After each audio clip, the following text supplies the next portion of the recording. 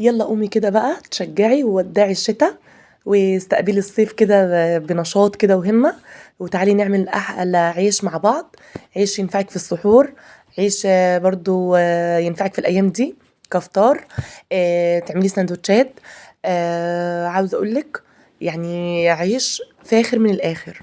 تابع معايا الفيديو للآخر وهقولك على كل التكات اللي تطلع العيش معاكي طري من جوه وملحم كده وزي الفل ومنفوخ، مفيش اي رغيف مكتوم ولا اي حاجه، ابتداء من اول رغيف لحد اخر رغيف في كل الكميه بتاعتك.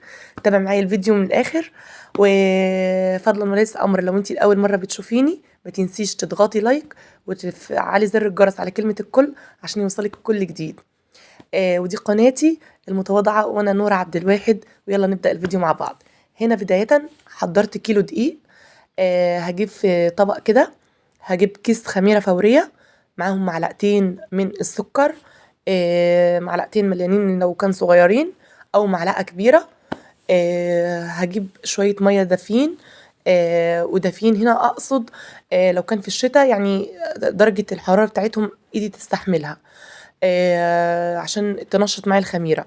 وهنا حبيبة قلبي تابع معايا التكات كلها اللي أنا هقولك عليها اللي تطلع ريحة العيش كده جميلة معاكي. أنا هنا عملت ضفت معلقتين من الدقيق مع الخميرة. أوكي، عايزة أقولك الحركة دي والله العظيم بتخلي طعم الخبيث في ريحة في حاجة تانية خالص.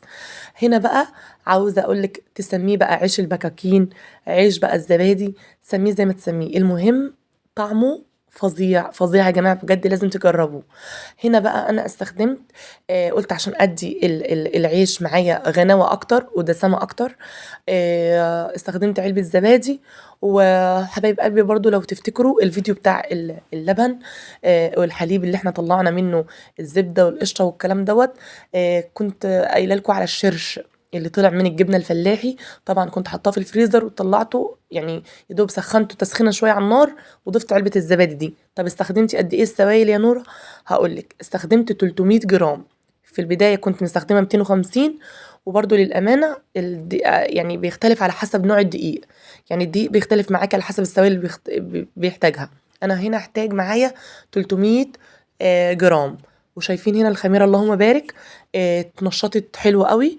وعاوزة أقولك معلقتين الدقيق دول هما اللي ساعدوا ان الخميرة تتنشط معايا حلو وبسرعة.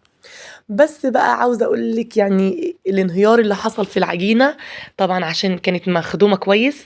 لو معاكي عجان خليها تتعجن 7 دقايق. لو مش معاكي يديكي يعني ربنا يديك الصحة ربع ساعة حلو كده. وبصي دي النتيجة. عاوزة أقولك بصي جيت لقيتها يعني بعد ساعة. شايفين الغطا؟ لقيتها بصي يعني استغنت عن الغطا تماما ولقيتها نهارت يا بنات. والله العظيم ده دليل ان العجينه ما شاء الله زي الفل، اتخدمت حلو، اتعجنت كويس، ان المكونات ما شاء الله اتنشطت حلو. ف يعني نصيحه، لو انت هتعملي زي كده يعني مثلا وتابعتي الخطوات ما تسيبيهاش. انا بصراحه سبتها ساعه ونص ساعتين الا حاجه. طبعا يا جماعه معلش يعني الفتره اللي فاتت ده الفيديو ده كنت بقالي فتره يعني مصوراه في عز الشتاء بصراحه. بس انا وقتها دي كنت مشغوله طبعا يعني في البيت وكده فنسيت والله. فرجعت لقيتها بصي زي ما انتم شايفين الانهيار ده. هنا حبايب قلبي بعدها بقى كورت العجين كده وقسمته يعني على حسب الرغيف انا عايزاه قد ايه.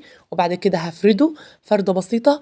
وعاوزه اقول لك لما تيجي تفردي الرغيف ما تفردهوش جامد قوي، يعني يا دوب بسمك سنتي كده 2 سنتي. والتكات اللي تخلي الرغيف معاكي منفوخ ومش مش معجن او مش مكتوم. الاول طبعا هتسخني طاسه على النار لو انت هتسويه على البوتاجاز من فوق. وتحطي بقى الرغيف بعد ما فردتيه هتسيبيه بقى بتاع تلت ساعه، نص ساعه لو كان في الشتاء. طبعا هتفردي الكميه كلها زي كده وهتبدأي باول رغيف انت فردتيه. طبعا اول رغيف هيكون عدى عليه تلت ساعه نص ساعه انت بقى ويعني ايه ومقدار الوقت اللي انت استخدمتيه. بس ولو انت هتستخدمي الطاسه زي ما انا عملت كده، حاولي انك انت تحطي الرغيف على طاسه سخنه وما تقلبيهوش خالص غير لما تظهر الفقاقيع من فوق، تقلبيه على الناحيه التانية. وانا هنا بصراحة عشان كنت مستعجلة جدا قلت هستخدم الفرن، وبصراحة الفرن برضو ادتني يعني نتيجة رهيبة جدا. وهنا برضو التالت تكة يا بنات، عاوزة اقول لكم حاسبوا اوعوا الرغيف يتفتح معاكم زي ما انتوا شفتوا اهو. شايفين الفتحة دي خلت الرغيف معايا، هو بصراحة ما شاء الله اللهم بارك اتنفخ معايا، بس المشكلة لما جيت اقلبه كان تقريبا ضفري، كان تقريبا المعلقة اللي انا بستخدمها يعني بقلب بيها، فعاوزة اقول لكم خرمت الرغيف معايا. فالحركة دي لو اتعملت والرغيف زي كده مثلا اتفتح مثلا لسه ما كانش قابب كده ولا لسه الفقاعات ما ظهرتش عليه، عاوزة اقولك لا يمكن ينفخ معاكي خلاص.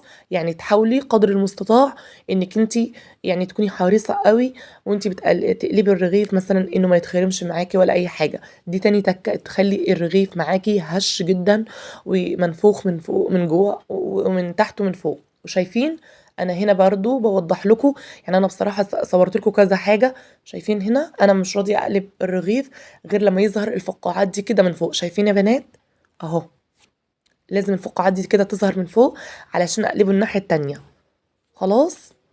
وطبعا بكون حريصة زي ما قلت لكم ان انا افرده طبعا السمك حلو كده بيكون بمثابة يعني مثلا سنتي 2 سنتي. وبرضو ما بكونش برضو اجي ناحية الرغيف مثلا يتخرب مني. برضو اكون حريصة برضو لما اجي اقلبه. فهنا بقى انا برضو قلت يعني اوضح لكم كل حاجة زي ما قلت لكم بقى. ما ينفعش بقى تقلبوه غير لما ايه، غير لما يطلع الفقاعات دي كده. فهنا برضو قلت اما اجرب ان انا ما اقلبهوش خالص، يعني انا قلت اجرب معاكم حاجتين. هنا يعني انا ما قلبتوش، وزي ما انتوا شايفين يا حبايبي انا برضو قلت اما اشوف بقى لما ما اقلبهوش برضو هيديني يعني الانتفاخ الحلو كده برضو تاني ولا هعمل ايه. اتضح اني ما شاء الله اللهم بارك الرغيف اتنفخ معايا من غير ما اقلبه خالص. عاوزه اقول لك لو انت خايفه مثلا تقلبيه سيبيه برضو على نار متوسطه هيقب معاكي بالشكل دوت. وبصي انا شوفي بقول لكم يعني بجد جميل جدا وهو اتنفخ معايا من غير ما اقلبه ولا اي حاجه. ده دليل يا بنات ان العجينه اتخدمت كويس، ان المكونات اللي انا مستخدماها ما شاء الله مظبوطه على الشعره، ان التسويه معايا برضو النار حلوه كده ومظبوطه ومعتدله. فكل دي تكات يا ريت تراعيها جدا وانتي بتعملي العيش. طبعا ما شاء الله يعني الرغيف اهو بيتكلم عن نفسه. قومي كده بقى تشجعي وبطلي كسل. ان البيت خير حقيقي فعلا. لما تخبزي حاجه كده من بايديكي كده في البيت بتحسي ان البيت كله مليان خير وبركه كده، وربنا يا رب يجعل بيوتنا كلها عمرانه ان شاء الله. وشايفين هنا بقى كنت مسخنه الفرن، قلت اما يعني اجرب تسويه الفرن بحيث ان انا بدل ما اسوي رغيف يعني يعني في الصاج بقى يسوي لي كذا رغيف. فما شاء الله اللهم بارك سخنت الفرن على درجه حراره 200 ودخلت الصاج. وعاوزه اقول لك اللهم صل على النبي كله قب معايا زي الفل. ومتاسفه لو العيش مثلا ما كانش يعني بالحجم يعني المناسب او القطع، يعني شايفين هتلاقوا اشكال فضائيات يعني، لاني انا بصراحه كنت بصور بايد واحده بالكاميرا الخلفيه. فقلت مش مشكله بقى الاشكال تطلع ايه، المهم النتيجه في الاخر والطعم. عاوزه اقول لك اقسم بالله طعمه رهيب رهيب يا بنات، لازم تجربوه. هو بصراحه يعني ناس كتيره من حبايبنا بيسموه عيش البكاكين وناس تانية تسميه عيش الزبادي. انا هنا بقول لك سميه زي ما تسميه. عاوزه اقول لك بجد شايفين ملحم جدا، طبقته يعني سميكه ما شاء الله محمله معايا، يعني ما شاء الله اللهم بارك. عيش فظيع فظيع يا بنات، لازم تجربوه. ولو انتي لحد دلوقتي لسه ما اشتركتيش معايا في القناه فعلي زر الجرس على كلمه الكل عشان يوصلك مني كل جديد. وهسيبكم في حفظ الله والسلام عليكم ورحمه الله.